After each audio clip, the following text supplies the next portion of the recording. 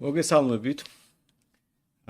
ვიწყებთ მეორე სეზონს ჩემი გამის ლაივების. იმედი არ დამავიწყდა ლაივების გაშვება და იმედია ყველაფერი კარგად არის ხმა, გამოსახულება და პროცესი კარგი იქნება. ნებისმიერ შემთხვევაში თუ რამე პრობლემა თავიდანვე მითხარით, და ვეცდები რამენერად გამოვასწორო თუ ეს გამოსწორებადია. თუ არა და პრინციპში დავიწყებ მოკლე შესავლით თუ რაზე იქნება ეს სეზონი და როგორ ასე ვთქვათ და რამდენი ხანი გაგრძელდება. ესე იგი, პირველ რიგში დიდი მადლობა ვინც მიყურებთ, დიდი მადლობა ყველას ვინც მოეწონათ წინა სეზონი, წინა წლის ღამის ლაივები და არაერთხელ გამოუთქვამს სურვილი გაგრძელების. მე მაშინ გითხარით რომ რაღაც გაგებით თემები ამოწრული იყო, ამიტომ ამჯერად მე ცოტა სხვანაირად მივუდგები ამ ყველაფერს და თუ წინა ღამის ლაივებში მე სხვა ერთმანეთისგან ხშირად დამოუკიდებელ თემებზე ვლაპარაკობდი, ამჯერად იქნება ერთიანი ისტორია იქნება, ვეცდები ერთი ამბავი მოყვე, რომელიც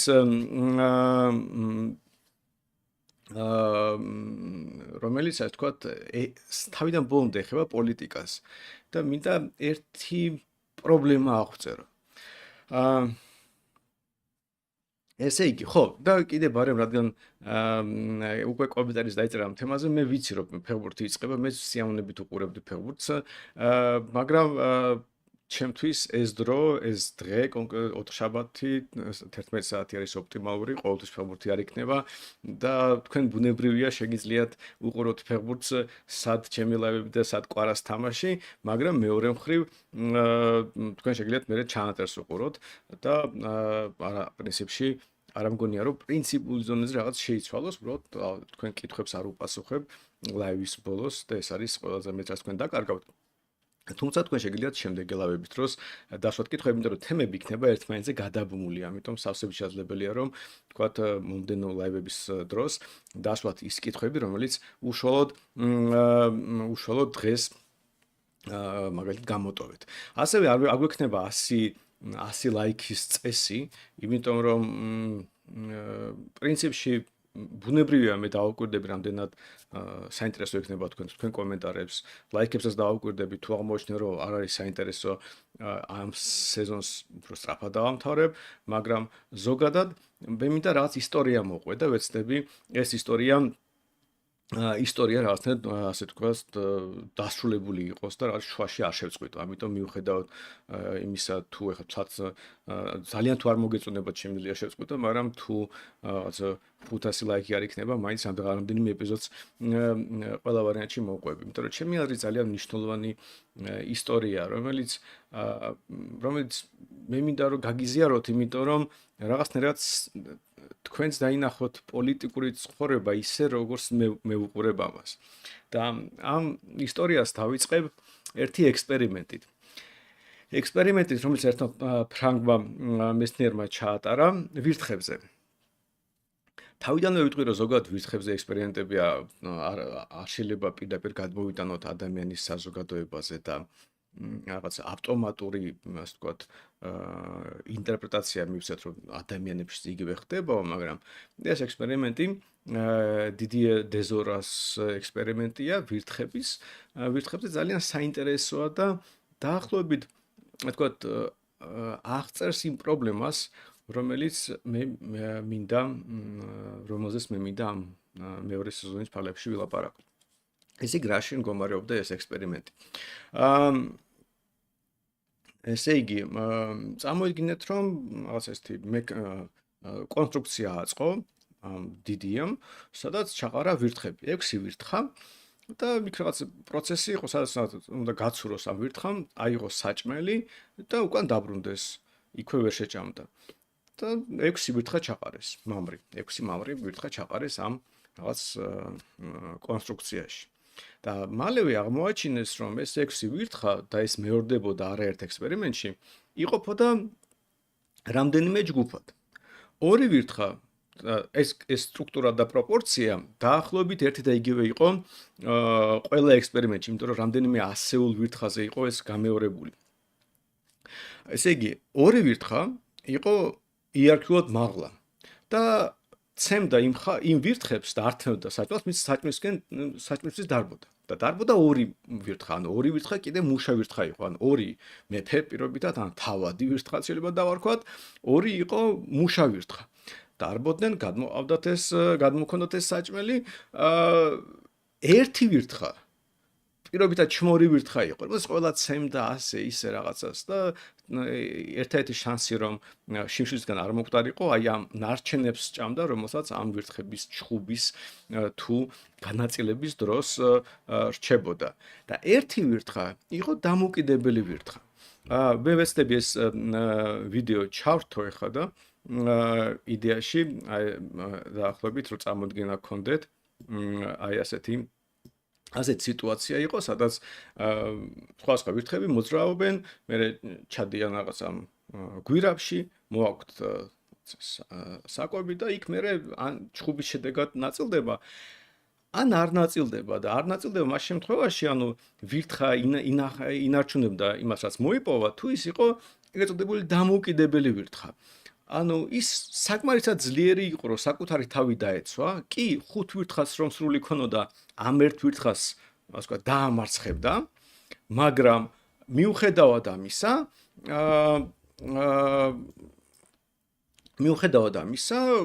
არ უღირდათ რა ამ ხუთ ვირთხას, ამ ერთ ვირთხასთან ბრძოლა, იმიტომ რომ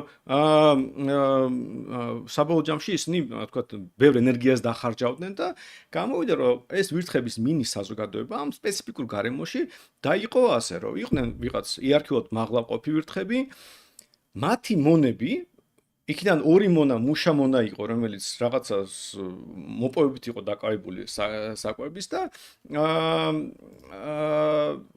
ერთი უბრალოდ აჩმურებდნენ. და საბოლოოდ და ერთი ვირთხა იყო დამოუკიდებელი ვირთხა, რომელიც არც არავის აჩმურებდა, არც არავის ემორჩილებოდა. თავიდან რომ თქვი რომ ზოგადად ეს ექსპერიმენტი არ არის მაინდამაინც პირდაპირ გადმოტანა ადამიანის საზოგადოებაზე ნამეტანი იქნება, მაგრამ იდეაში რომ გადახედოთ ადამიანის საზოგადოებას, ადამიანის საზოგადოების სხვადასხვა პროპორციით რომ ბევრად უფრო რთულია და თვითონ ვირთხების საზოგადოების უფრო რთულია ვიდრე ამ ექსპერიმენტში არის აღწერილი, იმიტომ რომ ეს ხელოვნური გარემოებები იყო შექმნილი, მაგრამ ადამიანის საზოგადოებას რომ გადახედოთ ის ძალიან მსგავს სტრუქტურებს იმეორებს და ეს არის უკვე ადამიანის სპეციფიკური ზოგადად ცხოველების ბევრ, ასე ვთქვათ, ყველგან სადაც ასეთი იერარქიული ურთიერთობები არსებობს, ფაქტობრივად ნახავთ რაღაც მსგავს სტრუქტურებს. და რა არის ეს მსგავსი სტრუქტურები? ერთი მხრივ იერარქია გულისხმობს, რომ ვიღაც მართავს დანარჩენებს, ვიღაც ამ მართლობას ემორჩილება, ამ სისტემის ნაწილია, ვიღაც არის ყველაზე დაქვეითებული და უფლებებში, ასე ვთქვათ, ნამდვილად ცხოველებზე უფლებები შეიძლება გავავრცელოთ, შეზღუდული და არიან ტიპები, რომლებიც ამ იერარქიაში არ მონაწილეობენ. მსგავსი რაღაცეები შეიძლება ლომების საზოგადოებაში ვიპოვოთ და შიმპანზეების და ბუნებრივი ადამიანებისაც. და ოღონდ და ამას ახლა უფრო დეტალურად გავარჩევ, მე ეს ექსპერიმენტი მხოლოდ იმისთვის მინდა გამოვიყენო, რომ უბრალოდ პატარა ანალოგია შექმნა, რომ მარტივად აღწერო, რაზე უნდა ვილაპარაკო ამ სეზონის დროს. და იდეა იმაში მდგომარეობს, რომ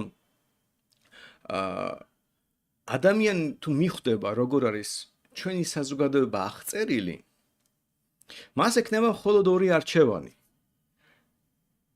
ან იყოს მართველი, იმიტომ რომ თუ დაინახებს ამ სტრუქტურას, თუ როგორ არის ადამიანის საზოგადოება აწყობილი, არავის არ მოუნდება იყოს ის მონა, რომელსაც ყველა ცემს და ართმევს და ასე შემდეგ, ხო?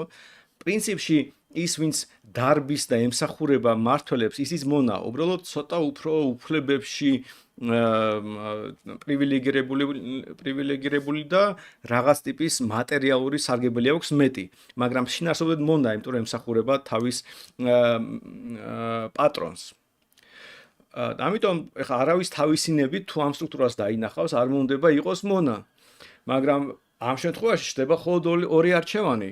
ან იყო მართველი, ანუ დაამონო და ასე ვთქვათ, მართო დანარჩენები, ან იყო დამოუკიდებელი ვირთხა. და ბევრ შემთხვევაში ასეთი დამოუკიდებელი უნიკალური პოზიცია ერთადერთი მორალურად სწორი პოზიციაა ხოლმე. ანუ თუ ჩვენ ადამიანური მორალით მე ამ შევაფასებთ და ბუნებრივია ადამიანის მიერ შექმნილი ურთიერთობა ბევრად რთულია და ამიტომ ბევრს ვილაპარაკებთ და ამაზე რაღაც მათ შორის ისტორიულ მიმოხილვასაც დაუთმობთ საკმაოდ დიდ დროს. გასაგები რომ ეს ყველაფერი მრავალფეროვანია, მაგრამ პრინციპის დონეზე, როგორც კი ადამიანი დაინახავს, თუ როგორ არის ჩვენი საზოგადოება აწყობილი, მას დაუდგება ეს არჩევანი, რა გააკეთოს, მართოს დანარჩენები, თუ ეცადოს დაიკავოს დამოუკიდებელი საზოგადოების დამოუკიდებელი წევრის პოზიცია.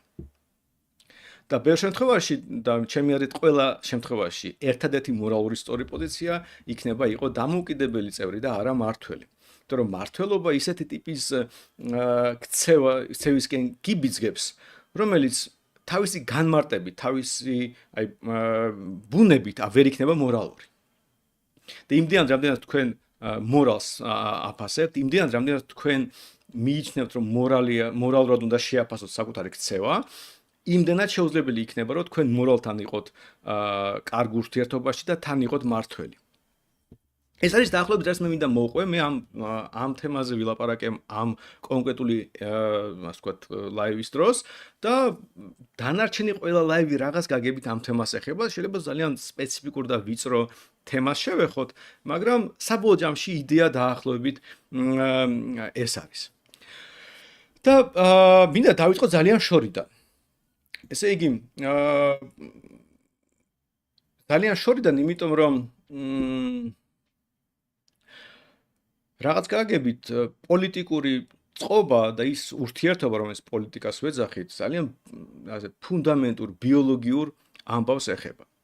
რომ გადავხედოთ ცოცხალ ორგანიზმებს, პრიმიტიულ ცოცხალ ორგანიზმებს თუ ნებისმიერ სხვა ცოცხალ ორგანიზმს, ჩვენ ნახავთ, რომ თავარი რაც ამ ორგანიზმებში ასე ვთქვათ არის და რაც ასე ვთქვათ თავარი ინსტინქტი რომელიც ამ ორგანიზმებს მართავს არის გამრავლების ინსტინქტი. ფაქტობრივად ეს არის უნივერსალური რაღაც დომინანტი ინსტინქტი, იმიტომ რომ მათ შორის აი მაგალითად ხშირად ამბობენ ხოლმე რომ ადამიანს თვით გადარჩენის და სიცოცხლის ინსტინქტი უფრო მნიშვნელოვანია, ასე არის, იმიტომ რომ ძალიან ბუნებრივია, როცა მაგალითად ბებია გაწირავს თავის ცხოვრებას იმისთვის რომ გადაარჩინოს შვილიშვილი. საწინააღმდეგო არის ხოლმე საწინააღმდეგო უცნაურად უფრო გამოიყურება. და ჩვენ ძალიან ხშირად ვწირავთ ჩვენ ცხოვრებას, ჩვენი ახლობლების, მეგობრების, ნათესავების თუ თუნდაც რაღაც თანამოქალაქეების გამო. ამიტომ ადამიანი ზოგადად მზად არის თავის ცხოვრება გაწიროს, თუ ზოგადად თავის სახეობის გამრავლებას უწყობს ხელს. და ასეა ფაქტობრივად ყველა ცოცხალი ორგანიზმი აწყობილი. ოღონდ ამ მიზნის მისაღწევად განსხვავებულ ტაქტიკებს ირჩევენ. რო შეხედოთ რა ტაქტიკებია, ეს შეიძლება იყოს მაგალითად ორგანიზმებს, ბაქტერიებს რო შევხედოთ, ხო? ბაქტერიამ შეიძლება რაღაც მინერალები, რაღაც ქიმიური ელემენტები გადაამუშავოს და მიიღოს ამისგან ენერგია. ანუ უბრალოდ წარმოებელი იყოს პირობითად. ბაქტერია შეიძლება იყოს მტაცებელი და თქვა სხვა ბაქტერია ან სხვა ცოცხალი ორგანიზმი გაანადგუროს და ამ ცოცხალი ორგანიზმისგან წამოიღოს უკვე რაღაც თავისი მისთვის საჭირო ნივთიერებები. ბაქტერია შეიძლება იყოს პარაზიტი, ეს რაღაც მტაცებლობის რაღაც ნაირსახეობა გამოდის, ხო? ანუ თვად არ გაანადგუროს, მაგრამ იპარაზიტიროს სხვა ბაქტერიაზე ან სხვა ორგანიზმზე. ბაქტერია შეიძლება სიმბიოზში იყოს და თანამშრომლობდნენ ერთმანეთთან რაღაც გაგებით და ერთად ვთქვათ ქმნიან ურთიერთობას, პირობას, რომ უფრო უკეთესად გამრავლდნენ და გადარჩნენ.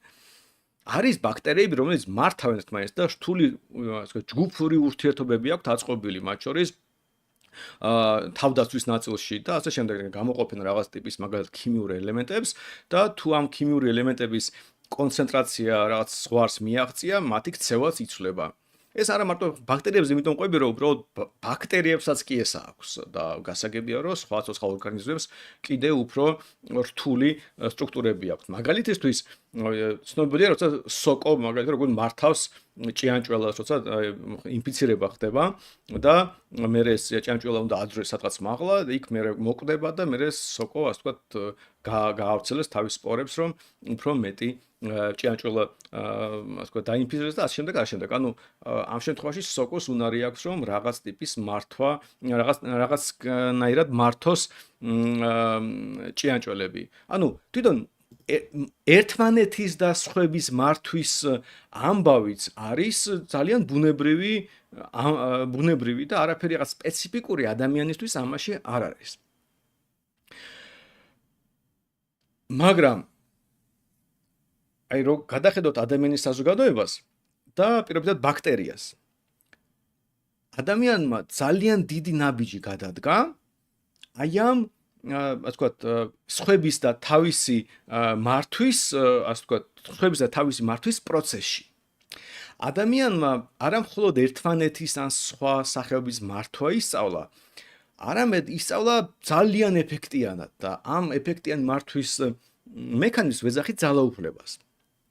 რაში მდგომარეობს ეს? აი უყურეთ მაგალითად ავიღოთ პრიმიტიულად ეს ვებხვი ავიღოთ, აი ხა ვიდეოს გაჩვენებთ, როცა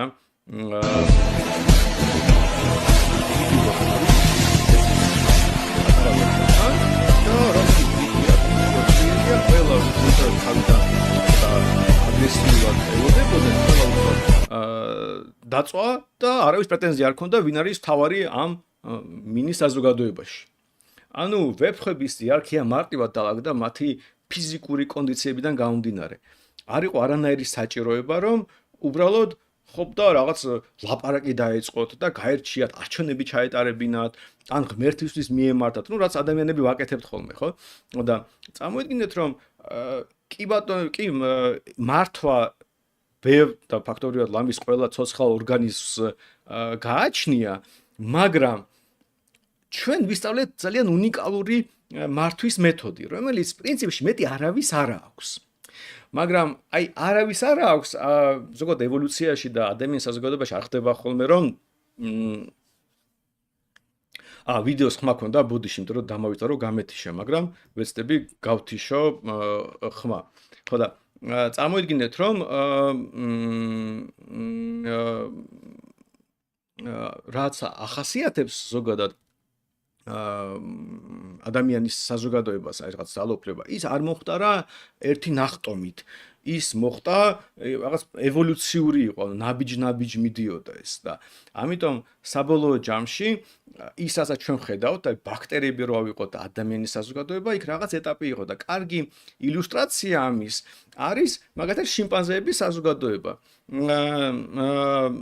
შიმპანზეების საზოგადოებაში ძალიან ბევრი ისეთი რამ ხდება, რაც ჩვენ შეიძლება აღვიქვათ როგორც მაგალითად პოლიტიკა. მაგალითად ფრანს დე ვალი არის, მე წინა სეზონში ამაზე ვლაპარაკობდი. ფრანს დე ვალი, რომელიც ბევრი დრო დახარჯა, რომ შეისწავლა შიმპანზეების და ბონობოების საზოგადოება და იქ აქვს წიგნი შიმპანზეების პოლიტიკა. იქ აღწერილი როგორ ხდება ძალაუფლებისთვის ბრძოლა შიმპანზეებში. და იქ მარტო ფიზიკურ კონდიციებზე ვებხვის მსგავსად არ არის საუბარი, იმიტომ რომ მაგალითისთვის ეს რამდენიმე მაგალითი რომ მოვიყვანო,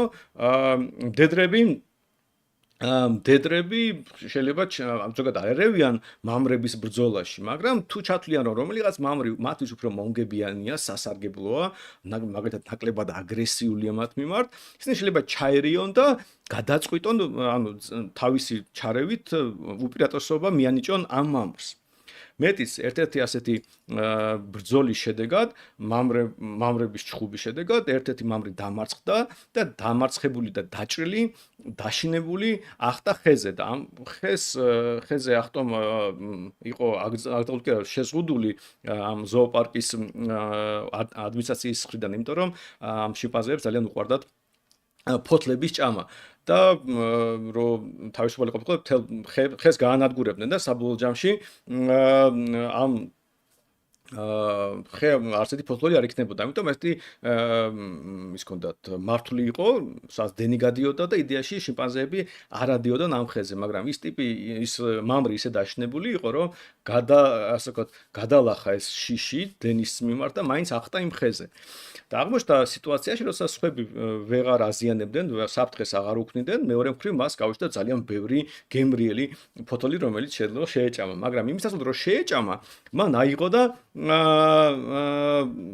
ისა ჩაუყარა ეს ფოთლები თავის ამორჩეულს, ასე ვთქვათ, დედრებმა ასე ვთქვათ დაინახეს, რომ ეს მამრი მათზე ზრუნავს, კეთილი მამრია და ფაქტობრივად ჩაერიან მამდე პასიურ პოზიციას იკავებდნენ, ამ ბრძოლაში ჩაერიან მის მხარეს და საბოლოო ჯამში ეს მამრი გახდა ალფა მამრი და ამ საზოგადოების ასე ვთქვათ ლიდერი. ანუ ჩვენ რო ასე შევხედოთ შიმპანზეების საზოგადოებას, დავინახავთ, რომ იქ რაღაც ტიპის პოლიტიკის ჩანასახი არსებობს, ამ შემთხვევაში ამორჩევლის მოსყიდვა.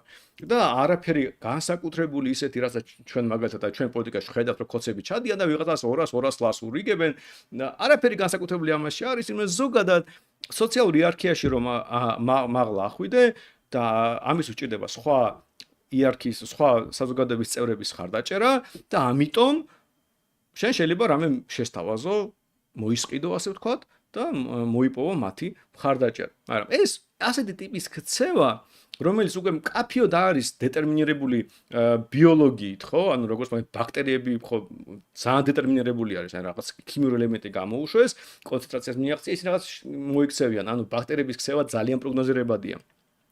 შიმპანზეების ქცევა ბევრად უფრო არაპროგნოზირებადია და ბევრად უფრო მარტივია, უფრო მოქნილია გარემოს მიმართ. ანუ შეიძლება ასეთი იყოს, შეიძლება ესეთი იყოს, უფრო რთულია.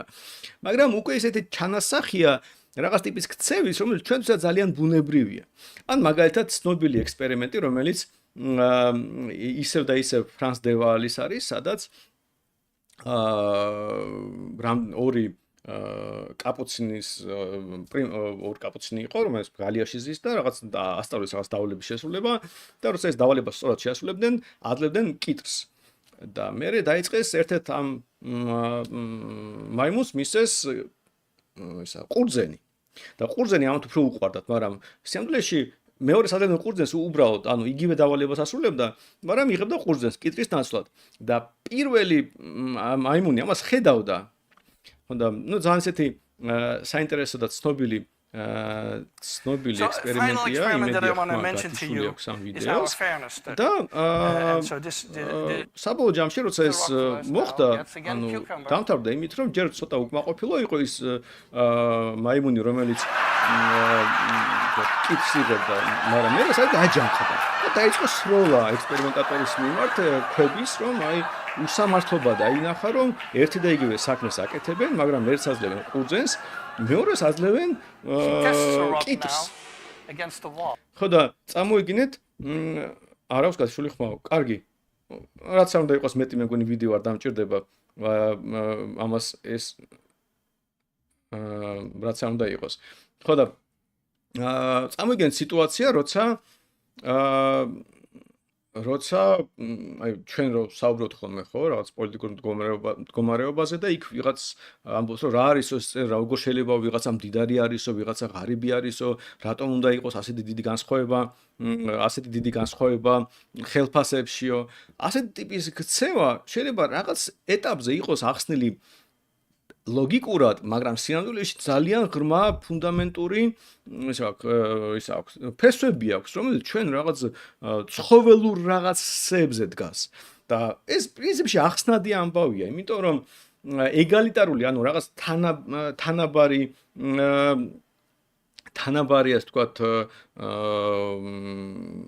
სიმდიდრის თუ პირობების კენ მიდრეკილი საზოგადოება ძალიან რაღაც კაცი შეიძლება ეფექტიანი იყოს, ანუ პრიმატების საზოგადოება, როგორც ადამიანების პრიმიტიული საზოგადოებები იყო, საზოგადოებები, რომელიც აწყობილი იყო ურთიერთ პირდაპირ კონტაქტზე, ანუ ყველა ყველას იცნობდა, და იქ შეუძლებელი გახდებოდა დიდი მნიშვნელოვანი დიფერენციაცია ვიღაც ამდიდარი ყოფილიყო ძალიან ღარიბი, იმიტომ რომ ეს არ იქნებოდა რაღაც მდგრადი სიტუაცია, ბერად უფრო მნიშვნელოვანი იყო ერთმანეთზე ზრუნვა, ძალიან ეს მოწყვლადი ხალხი იყო, მოწყვლადია ხო ასეთი ტიპის ორგანიზაციას გარებ რისკების მიმართ და ამიტომ შეიძლება რაღაც ვიღაცა რომ ძალიან დიდი სიმდიდრე დააგროვოს, ამას შეიძლება მთელი ჯგუფის მდგომარეობა გააუარესოს. ამიტომ ზოგადად ეგალიტარიზმისკენ მიდრეკილი იყვნენ არა მარტო შიმპანზეები, არამედ ჩვენი წინაპრებიც, როცა ისინი ძალიან პრიმიტიულ დონეზე იყვნენ და ამიტომ ასეთი ტიპის ქცევა ძალიან ბუნებრივია, მაგრამ ჯერ ეს პოლიტიკა მაინც არის. კი, შეიძლება პრიმატების ქცევაში, მაგალითად იგივე შიმპანზეების ან თუნდაც ბონობოების ქცევაში დავინახოთ ჩვენი მორალის ჩანასახი, ჩვენი პოლიტიკის ჩანასახი, მაგრამ გარეგნულად ის ძალიან გაავს ამას, მაგრამ შინაარსობრივად ძალიან განსხვავდება. იმიტომ რომ პოლიტიკა, რასაც ჩვენ ვეძახით და მორალი, ეს მაინც უნივერსალურად ადამიანის შექმნილია თუ გამოგონებულია თუ, რა ვიცი, რაც უნდა იყოს ადამიანმა მიაღწია აქამდე და რაში მდგომარეობს ის. ესე იგი,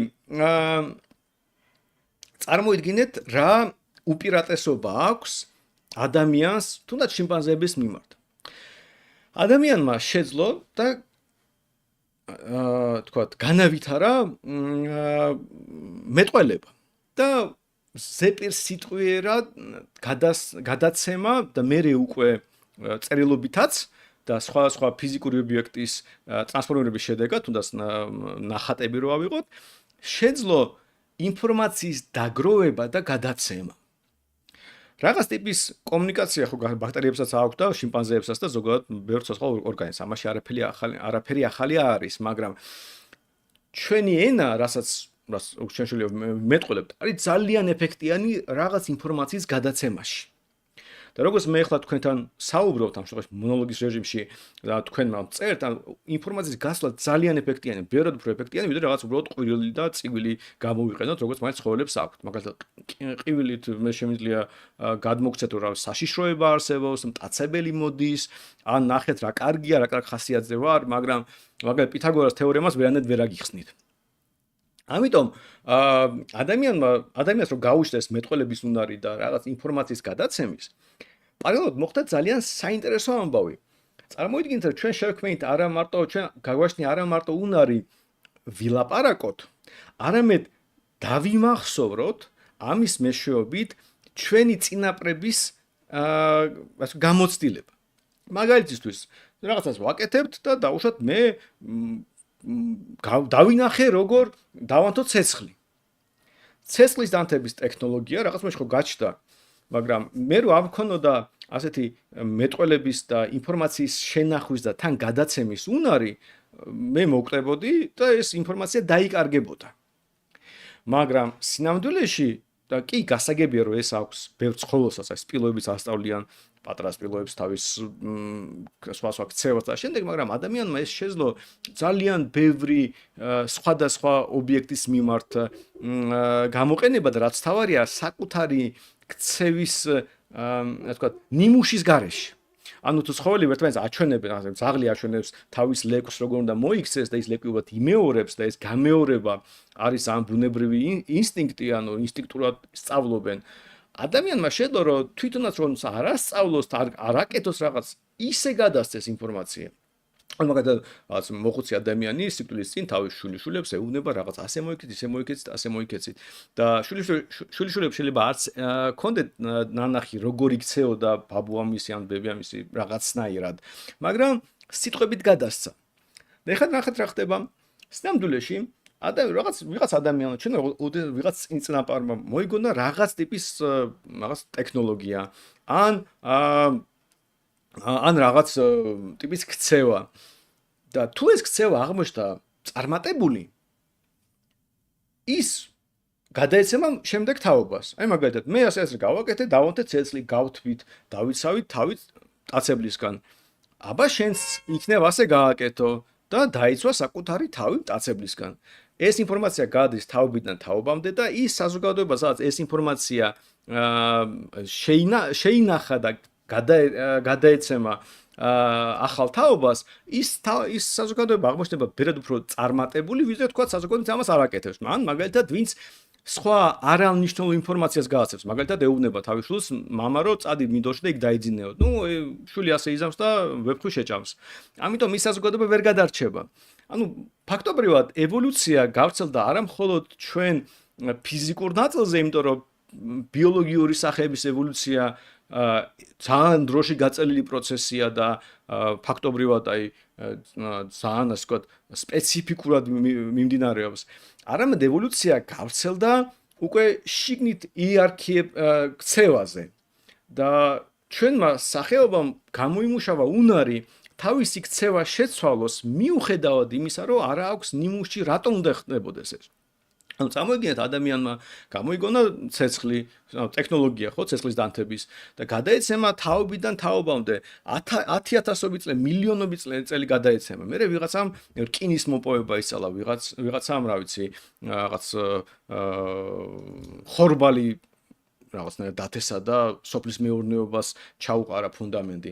უამრავი ტექნოლოგია და არა μόνο ტექნოლოგია, მაგრამ ქცევის წესი, მაგალითად ვიღაცა ჭამდა თავის და კლავდა ახლობლებს და ვიღაცა არ კლავდა. ამიტომ ვიღაცამ უთხრა, რომ იცი რა, შენ თუ ვიღაცა გაბრაზებს, ადი და ჩაარტყი ქვა თავში. ეს ერთი ქცევის წესია, მეორე ქცევის წესი ამბობს, რომ იცი რა, რონც გაბრაზებს, ესადი არ ჩაარტყა თავში ქვა. ესადი დაელაპარაკო. თუ გიტყავს, მაშინ უპასუხე, მაგრამ არ ჩაარტყა. ეს მეორე ქცევის წესია და საბოლოო ჯამში ასეთი ევოლუციური გადარჩევის შედეგად ყალიბდებოდა წესები, რომლებიც ბევრად უფრო ეფექტიანი იყო იმისთვის, რომ კონკრეტული ადამიანი გადარჩენილი იყო და გამრავლებული იყო. ფაქტობრივად ჩვენი ქცევის წესების ევოლუციურ გადარჩევამ განაპირობა ის, რომ რომელიღაც ადამიანთა ჯგუფი უფრო წარმატებული აღმოჩნდა და გამრავლდა და რომელიღაც ჯგუფი გაქრა. ამიტომ ჩვენი სახეობა მრავლდება იმიტომ კი არა, რომ ჩვენ რაღაც გენეტიკურად რაღაცა ესეთი განსაკუთრებული თვისებები გვაქვს, მაგალითად, რა ვიცი, უკეთესად დაცული ვართ მზისგან, ან უფრო სწრაფები ვართ, ან უფრო ძლიერები ვართ, ან ვეფხვი ვცემოთ. არა. ჩვენ გამოვიმუშავეთ უნარი, დავაგროვოთ და გადავცეთ მომავალ თაობას ინფორმაცია. და ამ უნარის გამო ჩვენ შორის ისინი არიან წარმატებულები, ვინც უკეთეს ინფორმაციას ინახავენ, უფრო მნიშვნელოვან ინფორმაციას ინახავენ და საბოლოო ჯამში ხდება ესეთი გაფილტრა სწორი ქცევის. რა არის სწორი ქცევა? ეხლა უყურეთაშია საქმე. პრობლემა ამ ყველაფრის არის ის, თუ უბრალოდ პრობლემა კი არა, ის მნიშვნელოვანი რაც ჩვენ უნდა გავიაზროთ, თუ უშუალოდ პოლიტიკაზე გადავიდეთ, როგორ ხდება ამ ინფორმაციის ათვისება. ავიღოთ მაგალითად რაღაც ტიპის ქცევის წესი, მაგალითად რომ შენი ახლობელი არ უნდა მოკლა. თუ არსებობდა ოდესმე რაიმე საზოგადოება, სადაც ვიღაცებმა მოკლეს თავისი ახლობლები, თქვა და ან ძმა და ამის გამო არაფერი არ მოხდა. სულ თქვა, ჩვენს არ მოგევასებოდეს ხალხი, დიდი ამბავია. მოკალი, გავაგრძელოთ ცხოვრება. გასაგებია რომ ასეთი საზოგადოება, რომელიც არ უფრთხილდებათ საკუთარ ჯგუფის წევრებს, საკუთარ ახლობლებს, რომელსაც გენების კი მსგავსი აქვს. ზოგ შემთხვევაში ჩვენ შეიძლება და ძმის გამო გავწროთ საკუთარი ცხოვრება, იმიტომ რომ დის ან ძმის გენების გავრცელება დაახლოებით იგივე რა ჩემი გენის გავრცელება, ამიტომ ძალიან ბუნებრივია მათ გამო რაღაც ხვებზე წასვლა, ვიდრე მაგალითად ჩემს შემთხვევაში ვიღაც კოლუმბიელის გამო ხო ნაკლებ ვინერვიულებ, ვიდრე ჩემი დის გამო, იმიტომ რომ ჩემთან მსგავსი გენები აქვს. ამიტომ მე ბუნებრივია მის ინტერესებს რო გავითვალისწინებ. მაგრამ თუ რომელიმე საზოგადოება ჩამოყალიბდა ისეთი, რომელშიც ძმების, დების და ზოგადად ახლობლების მოკლა მოსულა, ის საზოგადოება ვერ გადარჩებოდა. და ამიტომ კონკურენციას წააგებდა იმ საზოგადოებასთან, რომელიც ზრუნავს ერთმანეთს უსაფრთხოებაზე და კეთილდღეობაზე. აქედან გამომდინარე, რაღაც ტიპის ქცევის ნორმები ყალიბდებოდა საუკუნეების მანძილზე. ათასობით თაობამ რაღაცა გააკეთა და აღმოაჩინა, რომ ასე ქცევა სწორია. ოღონდ თვითონ კი არ გაიაზრა ეს. არამედ უბრალოდ დარჩა ეს წესი და როგორ უნდა დარჩენილიყო ეს წესი? სინამდვილეში ადამიანებს აქვს უნიკალური უნარი, უბრალოდ დაუჯეროს ავტორიტეტს. ადამიანი იბადება და ის როგორც თქვი, ტყეში რო დარჩეს მარტო, ვერ ჩამოყალიბდება ხო ადამიანად, ცხოველივით მოიქცევა. მაუნგლის შემთხვევა ხო ამაზეა, ხო? ის ბავშვები, რომლებიც რჩებიან ადამიანებთან ურთიერთობის გარეშე, ხდებიან მანგლისნაირი, ანუ ასოციალური ტიპები ჩნდებიან. ხო და წარმოვიდგინეთ, რომ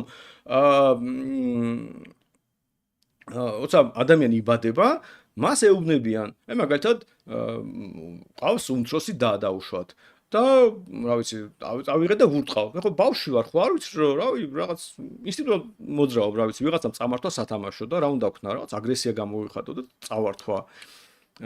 აქეთ დავიბრუნო.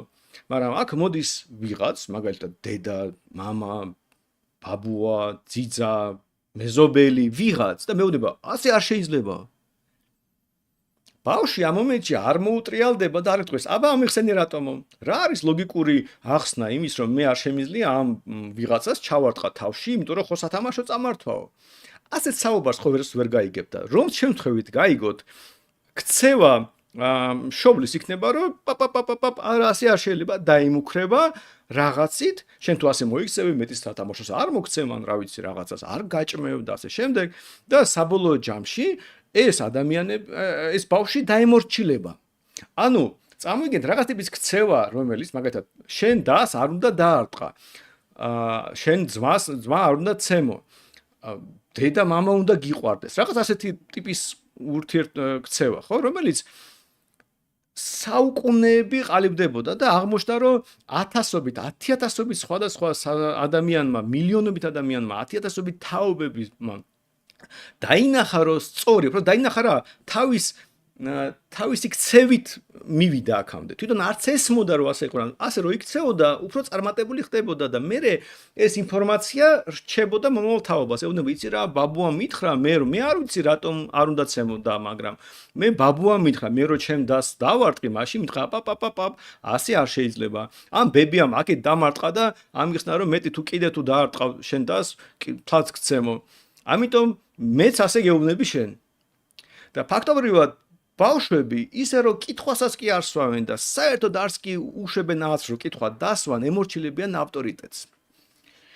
მაგრამ ამ უნიკალური ჩვევის გამო რომ ჩვენ უბრალოდ ვუჯერებთ ნათქვამს და მიდრეკილი ვართ დავიჯეროთ, ისე რომ კითხვა არ დავსვათ, ამან ძალიან დიდი უპირატესობა მოგვანიჭა ევოლუციური.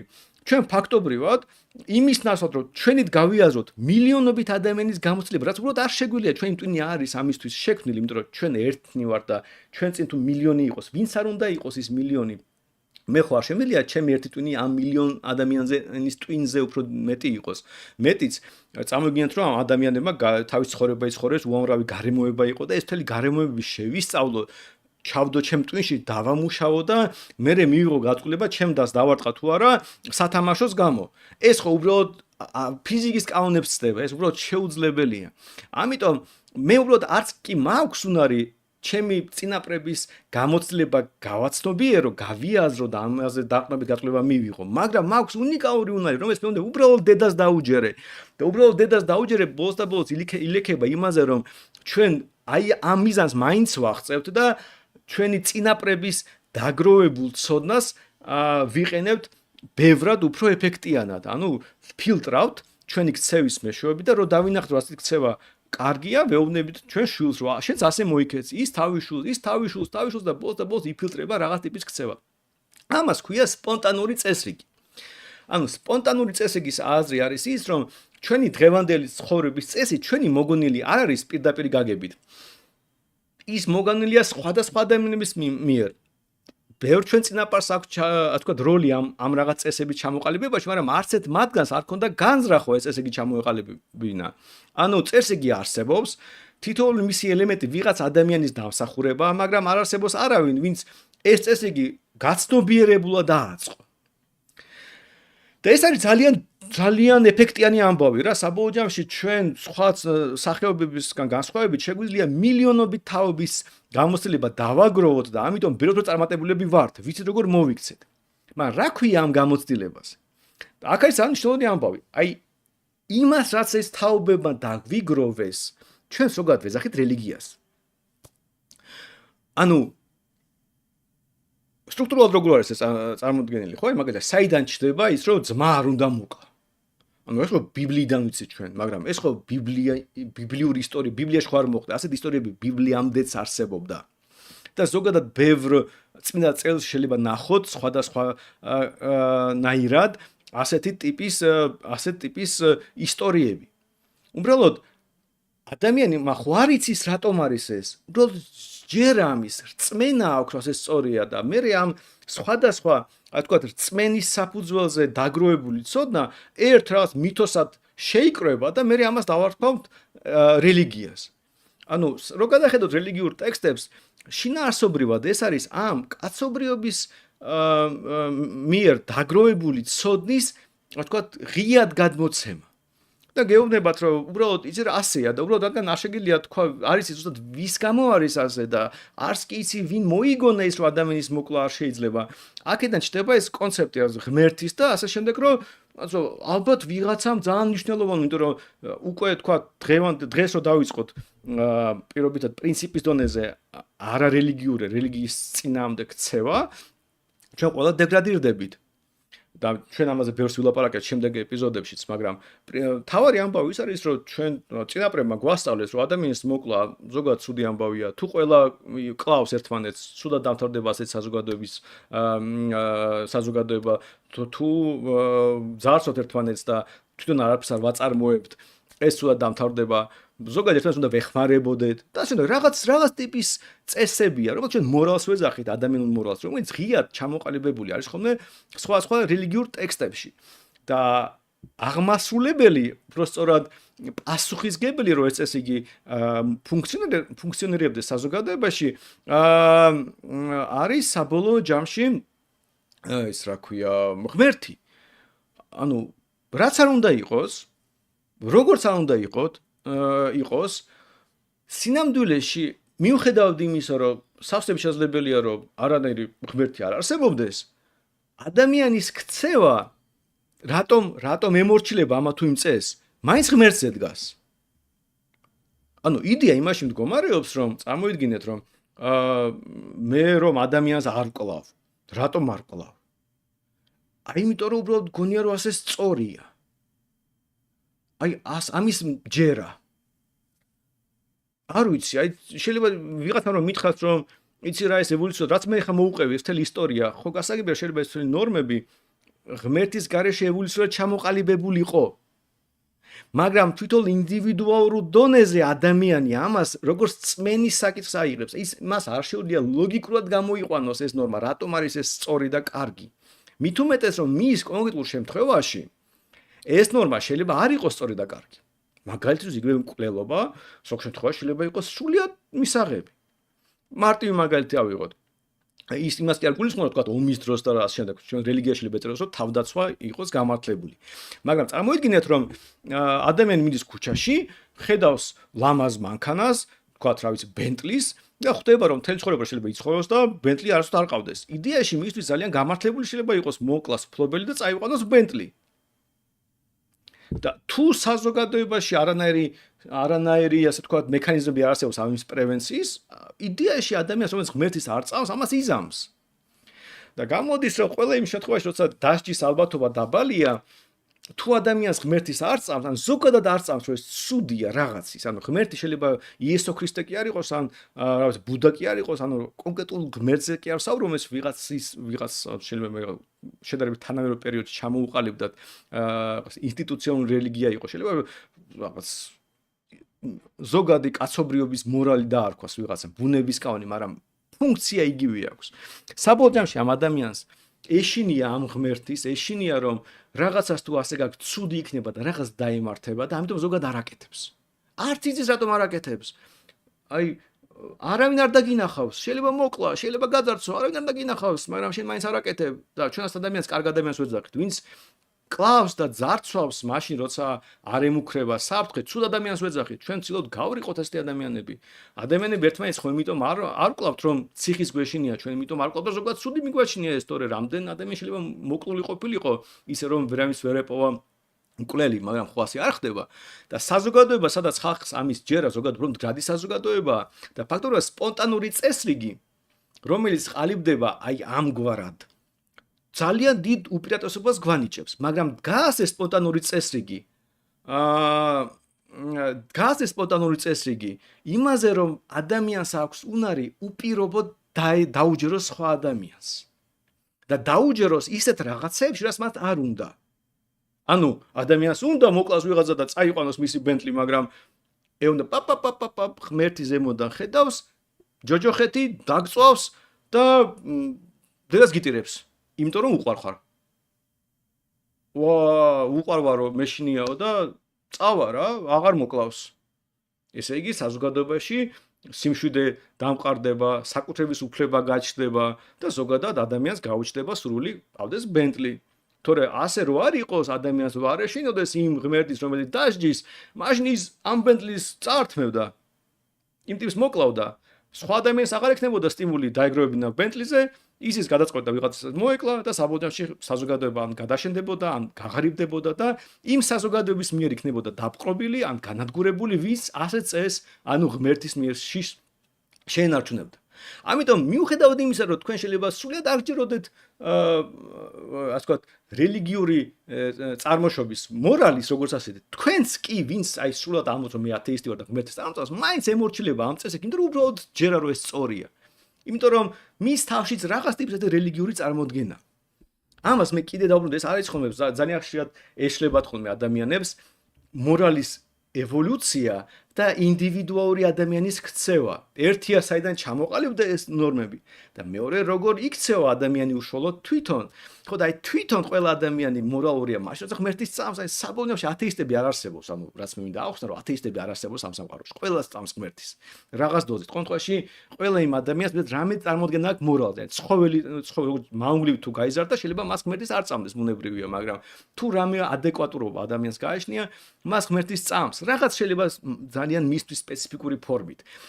მაგრამ თვითონ ნორმები შეიძლება ჩამოყალიბებული იყოს საერთოდ ღმერთის ჩარევის გარეშეც. ან ვიღაცამ შეიძლება ჩათვალოს, რომ ღმერთმა ისეთი გარემო შექმნა, რომ ეს ნორმები საბოლოოში ასე ჩამოყალიბდა, ეს უკვე თქვენი რწმენის საკითხია და ამ წელს მე ნაკლად მაინტერესებს, მაგრამ უყურეთ რა ხდება აქ. აქ იწყება ყველაზე მნიშვნელოვანი ნაწილი. როგორც ეს ჰიუმის კანონია რა, რომელიც გვეუბნება, რომ დატვირთვებიდან არ შეიძლება ჩამოვაყალიბოთ ნორმატული მსჯელობა. ანუ მე არ შემიძლია რაც უნდა დავაკვირდე, მე არ შემიძლია გითხრათ რა არის სწორი. ანუ მე შეიძლება თქვა, რომ აი მზე ასეთია, სახლი ისეთია, აქ ეს ხდება, იქ ეს ხდება, მაგრამ მიუხედავად ამის როგორც არ უნდა ავხსნარო სამყარო, ჰიუმის კანონი გვეუბნება, რომ მე არ შემიძლია ჩამოვაყალიბო რა უნდა გააკეთო. იმიტომ რომ რა უნდა გააკეთო, ყოველთვის რწმენის საკითხი. ანუ სხვა წყაროა, მაგალითად ეს მანქანა ლურჯია, აღწერა სიტუაციის, მაგრამ ყველა მანქანა უნდა იყოს ლურჯი. რაზე დგას? ღმერთმა იცის. ანუ რწმენის საკითხია. მაგრამ იმ ფაქტობრივად აი ამ უცნაური ჩვენი თვისების გამო, ჩვენ რომ ვუჯერებთ, ისე რომ კითხვას არ სვავთ, კრიტიკულად არ ვიაზრებთ რაღაც ტიპის მითითებებს სხვა ადამიანების მხრიდან. ჩვენ მივიღეთ უზარმაზარი კონკურენტული უპირატესობა ყველა სხვა სახეობასთან და დომინანტი სახეობა ვართ ამ პლანეტას. მაგრამ უყურეთ რაშია პრობლემა? სინამდვილეში იგივე ტიპის თვისება ძალიან გამოდგება იმისთვის, რომ ვიღაც მართო. ანუ მაგალითად თუ ჩემი შვილი მე უპირობოდ მიჯერებს და მე მასში ეს უპირობო რწმენა ჩემი სიტყვების სიმართლეში განვავითარე და მაქსიმალურად წავახალისე, მე უფრო მეტი რესურსი მიჩნდება ის მართო. მაგალითად, პირობითად რაღაც რო გაიზარდა, ადრე იყო ხოლმე, მე შეიძლება მქონდეს გადამწყვეტი გავლენა, როცა ის ოჯახს შექმნას დააპირებს, რაღაც ჩავერიო ამ პროცესში და მივუდითო როგორი ცოლი უნდა ყავდეს, ან როგორ უნდა აღზარდოს თავისი შვილები. და ის თუ უპირობოდ მიჯერებს, მე გავლენა მიჩნდება. და აი ამ გავლენას ქვია ძალაუფლება. ანუ იმ ვებხვისგან განსხვავებით, ჩვენ არა ფიზიკური უპირატესობა გვჭირდება, არამედ ვინაიდან ჩვენ მიდრეკილები ვართ უპირობოდ დაუჯეროთ ერთმანეთს, საკმარისია მე საკუთარი თავი ჩავაყენო პოზიციაში, სადაც მე უპირობოდ მიჯერებენ, მე არა მორალის გავრცელება შეიძლება გავაკეთო ამისთვის, ან არა მორალის გავრცელებისთვის გამოვიყენო ეს პოზიცია. ანუ მაგალითად აუხსნა ჩემ შვილს როგორ უნდა მოიქცეს ამა თუ იმ სიტუაციაში. არამედ ჩემი ძალაუფლების გაფართოებისთვის. ანუ უბრალოდ მითითება გავრცე როგორ უნდა მოიქცეს. და ეხლა წარმოვიდგინეთ ეს გავრცელეთ საზოგადოებაზე? კი, ჯგუფური ასე ვთქვათ, ორგანიზებული სინქრონული რაღაც მოქმედებები ძალიან ეფექტიანია, როგორც წესი ჯგუფში გაერთიანებული ადამიანები სხვა ადამიანებზე ბევრად უფრო წარმატებულები არიან. ამიტომ საზოგადოებრივი იერარქია ძალიან მნიშვნელოვანია.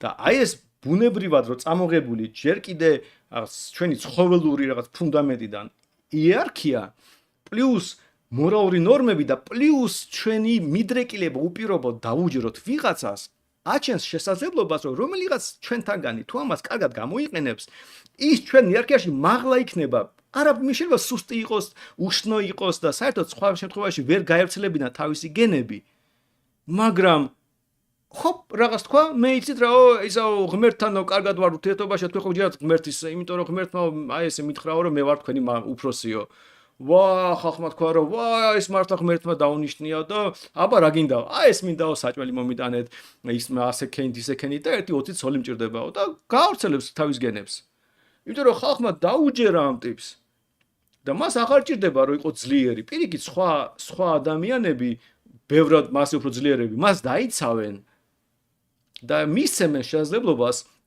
ეს თავისი გენები გაავრცელოს ანუ ძალაუფლება სიამოვნებაში არის ძალიან მნიშვნელოვანი ევოლუციური ამბავი, რომელიც გვეხმარება გავავრცელოთ ჩვენი გენები. კონკრეტულად ბუნებრივად ამაზე დგას ის. და რო გადახედოთ, მაგალითად, აი ავიღოთ რაზე პარაზიტირებს ხოლმე ძალაუფლების მქონე ხალხი, მაგალითად შური. აი მთელი ეს სოციალისტური იდეები შურზე დგას, ერთი მეორე შურს. მაგრამ ეს შური ხო აი იმ მაიმუნების მაგალითად ვიდეო რო ქონდა, ეს შურიც ხო საბოლოო ჯამში რაღაც ძალიან ბუნებრივი იყო. ერთ ადამიანს მეორე შურს, რატომ არის მდიდარი? და ეს ემოცია მას აქვს. და მეორე ადამიანი აქვს, აჰა, ესე იგი, მოდი ახლა მე ამას ვიტყვი, ეს არასწორია და მე ამას გამოვასწორებ. და მე უნდა ვიყო ამისთვის მეფე. და ამ შურზე იწყეს პარაზიტირებს. ვიღაცას მე წართმევს რაღაცას და გაუნაწილებს, ან თავისთვის დაიტოვებს და ამავდროულად. მაგრამ თვითონ ეს ძალაუფლება შურზე დგას, ან ბუნებრივ რაღაც ემოციაზე დგას. ან მაგალითად შეიძლება რომ ვამბობ ხოლმე, რომ პოლიტიკოსები იტყუებიან ხშირად. ტყუილის ხო ძალიან მნიშვნელოვანი ევოლუციური რაღაც არის. ბევრ რელიგიაში ტყუილი აკრძალულია იმ გაგებით, რომ მაგალითად ცილის წამება აკრძალული, მაგრამ ზოგადად ტყუილი აკრძალული არსად არ არის. იმიტომ რომ ვერან ვერ აკრძალავდა მარტივ ტყუილს. მაგალითად, თქვენ რომ გკითხოთ, სად იყავი დღესო და მე გეტყვით რომ რა ვიცი, ოფისში ვიყავი, მე რაღაც სახში დავრუნდი. მაგრამ რაღაცნაირად ხო ტყუილი იქნება, იმიტომ რომ დეტალებში ხო არ მოგიყვებით, რაღაცას გავამარტივებ და უბრალოდ ასე რაღაც ზოგად ინფორმაციას მოგასწრით. ბევრ შემთხვევაში ტყუილი შეიძლება იყოს სრულიად კომფორტული ურთიერთობისთვის. ამიტომ როგორც ესე დასჯადი და ასე ვთქვათ, ცოდვად ითვლება ის რაც ამგან ცილის წამება, როცა შეიძლება ჩემი ტყუილით ვიღაცა დავაზარალო და ცხოვრება გაუბედურო და ასე შემდეგ და ეს შეიძლება სულ საქსიალად იყოს მნიშვნელოვანი, მაგრამ ზოგადად ტყუილი დასჯადი არ არის ხო. იმიტომ რომ ვერ იქნებოდა, ანუ ადამიანი ასე ცხოვრობს, რომ რაღაც დღეში ათობით 100-ჯერ მოიტყუოს. და წამოდი რაშია საქმე? ანუ ადამიანი საბოლოო ჯამში ამ უნარს რომელიც ძალიან დიდ უპირატესობას ანიჭებს ევოლუციურს, იმიტომ რომ უნარჩუნებს ინფორმაციას როგორ უნდა მოიქცეს, იმ ინფორმაციას თვითონ ვერ შექმნიდა, იმიტომ რომ მილიონობით ადამიანმა მის წინ გამოცადა საკუთარი ქცევით, საკუთარი სიცოცხლის ფასად, ჯანმრთელობის ფასად რაღაც ექსპერიმენტები ჩაატარა და გადარჩევა მოხდა საუკეთესო წესით, ამიტომ თვითონ ამას ვერ იზამდა, ამიტომაც ძალიან წარმატებულია, მაგრამ ის უნარი, რომელიც ეხმარებოდა მას ამაში, ანუ უპირობოდ დაუჯეროს ვიღაც ავტორიტეტს, უკვე აჩენს შესაძლებლობას, რომ ვიღაც ტიპმა ეს ტიპი მართოს. და აქ ყალიბდება ის, რაც ჩვენ ვეძახით ძალაუფლებას. ანუ სინამდვილეში ძალაუფლება არის ფაქტობრივად მორალის საწინააღმდეგო ქმედება. ანუ თუ მორალი რომელიც ასევე ჩვენ უნარზე დგას დაუჯეროს ავტორიტეტს გვეხმარება როგორ სწორად მოვიქცეთ და როგორ ასე ვთქვათ გავზარდოთ ჩვენი ჯგუფის გადარჩენის და წარმატების ალბათობა, ამ შემთხვევაში ძალაუფლება არის სიტუაცია, როცა კონკრეტული ადამიანი ჯგუფის შიგნით იღებს უპირატესობას. და აქედან გამომდინარე ესენი ხშირად და ხშირად კი რა ზოგადად ურთიერთსაწინააღმდეგო რაღაც არის. ძალაუფლების ზრდა და პრინციპში ამაზეა თელი ჩვენი ეს მეორე სეზონი და თქვენ დაინახავთ ამას. ძალაუფლების ზრდა არის ყოველთვის მორალის საწინააღმდეგო. ანუ მორალი რაღაცას გვეუბნება და ძალაუფლება ამის საწინააღმდეგოს გვეუბნება.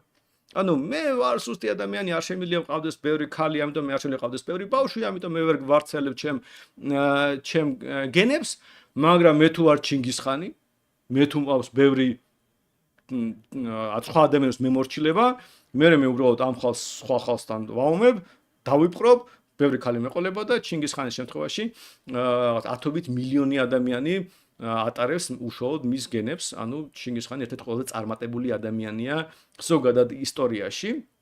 ამ კუთხით ალბათ ყველაზე ჩვენი პირველი წინაპრები, აი სუსუ წინაპრები უფრო წარმატებულები არიან, იმიტომ რომ ჩვენ ყველა ვატარებთ რაღაც ტიპის ნაწილს მათი გენების, მაგრამ აი შედარებით თანამედროვე ისტორია რო ავიღოთ, აქ უკვე ჩინგისხანს ვერ შეედრება, იმიტომ რომ ათობით მილიონი წინაპარი ყავთ და დიდი ალბათობით ჩვენ შორის ძალიან ბევრი ადამიანია, რომელიც ასევე მის გენებს ატარებს. ამიტომ ძალაუფლება ევოლუციურად ძალიან მნიშვნელოვანია.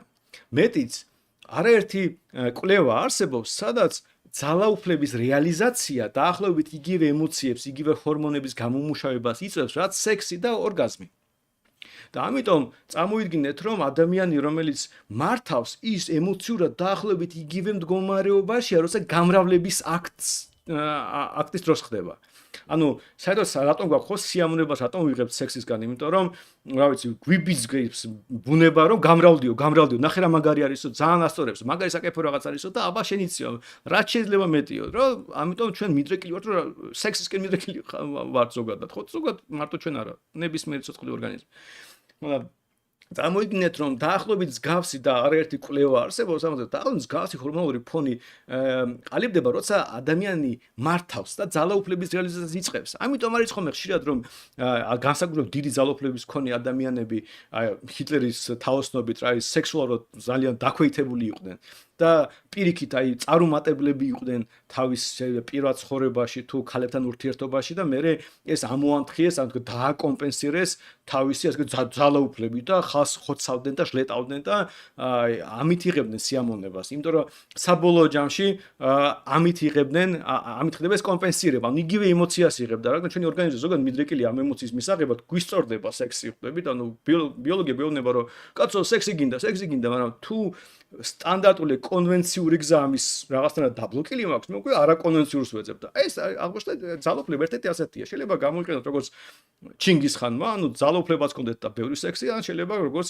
ჰიტლერმა და საბოლოო ჯამში მიიღოთ ისაც ჰიტლერს ჰქონდა, მაგრამ თავარი ამბავი არის ის, რომ ძალაუფლება ამ შემთხვევაში მსგავს ემოციებს ანიჭებს. ამიტომაც ადამიანი მიისწრაფია ამ ძალაუფლებას. აქედან ჩდება ეს რაღაც, აი ხალხი რო დაბრმავებულია ხოლმე ძალაუფლებას, აქედან არის, იმიტომ რომ შენ თუ პრინციპში კარგად ცხოვრობ, კარგი ოჯახი გყავს, არაერთი პრობლემა არ გაქვს ცხოვრებაში.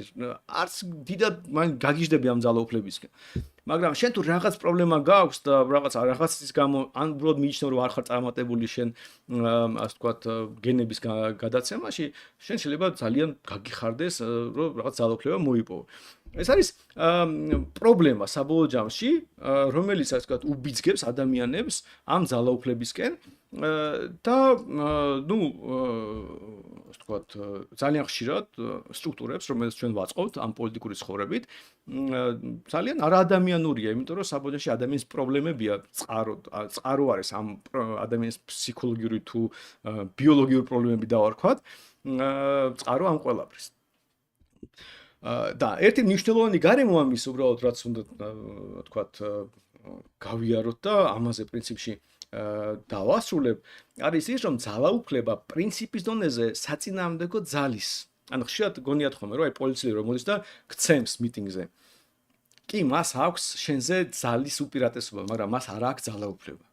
ძალაუფლება ეს არის მაშინ, როცა აი შენ თვითონ რომ მიდიხარ და რომ ჩაბარდები იმაში რომ მიდიხარ, აი გვარამია რომ მივიდა თვითონ ისა ციხეში, ეს არის როცა ის აღიარებს ძალაუფლებას. შენ ხარ ჩემი მართველიო ეუბნება. აი შენ ხო თქვიო რომ ციხე მეკუთვნისო. მე კი არ გეთანხმები, მაგრამ რავი, აგერ მოვედი და დამიჭირეო, რავი, მართველი ხარო რა. ამას ქვია ძალაუფლება. და როცა პოლიციელი გეუბნება გააჩერდი უნდა რაღაც დაგიჭირო და შენ გარბი ხარ და რაღაც აგინებ მას ესე იგი მას ძალაუფლება არ აქვს მაგრამ შეიძლება დაგიჭიროს და ჩაქსვა ციხეში მაგრამ იმიტომ რომ ძალაში უპირატესობა აქვს მაგრამ არ აქვს ძალაუფლება ეს ძალიან მნიშვნელოვანია ზოგადად ძალიან ხშირად ერევათ ხოლმე ადამიანს გონიათ რომ მართლობა დგას ძალაზე ძალაზე არ დგას მართლობა როგორც კი მართლს სჭირდება ძალის გამოყენება მას აღარ აქვს ძალაუფლება და თუ მას აქვს ძალაუფლება, მას აღარ ჭირდება ძალის გამოყენება. თუ პრემიერ-მინისტრი გამოდის და ეუბნება ხალხს, რომ ხალხო, რაღაც თქვენ გავიგე რაღაც არ მოგეწონათ, მაგრამ დაიშალეთ, იმიტომ რომ ასეთია ჩემი ნება და ხალხი თუ დაიშლება, ესე იგი მას აქვს ძალაუფლება და თუ მან გადმოიყვანა სპეცრაზმი, რომ ეს ხალხი დაშალოს, მას არ აქვს ეს ძალაუფლება, ან ნაკლები აქვს ძალაუფლება. ამიტომ ზოგადად მართლობის სტრუქტურა არ დგას ძალაზე. ძალაზე აი ეს ვეფხვია ის ძალა რა დიდი ვეფხვი შემოდის და ვიღაცას იქ აჩმორებს ან ის ვირთხები ისინი ეს ბიოლოგიური ამბავია როგორ აწყო იერარქია ადამიანმა იმ ცხოველებისგან განსხვავებით ყველა ცხოველისგან განსხვავებით სხვა გზა მოიგონა უთხრა რომ ესეო თქვენ ხო გჯერათ ღმერთისო არ და ყველას ჯერა ღმერთის რაღაც დოზით ყველას ჯერა ღმერთის იმიტომ რომ ჩვენ რაღაც დოზით ყველას გვაქვს რაღაც მორალი და არავინ არ ვიცი საიდან წამოვიდა ეს მორალი არ გვინახია საიდან წამოვიდა უბრალოდ გჯერა ბიოლოგიურად მიდრეკილები ვართ რომ დავიჯეროთ როგორ სხვა ადამიანების მითითებები. ხო და აი ხო გჯერათ ღმერთისო. მე აგერ ამ ღმერთთან დავალაგი ურთიერთობაო.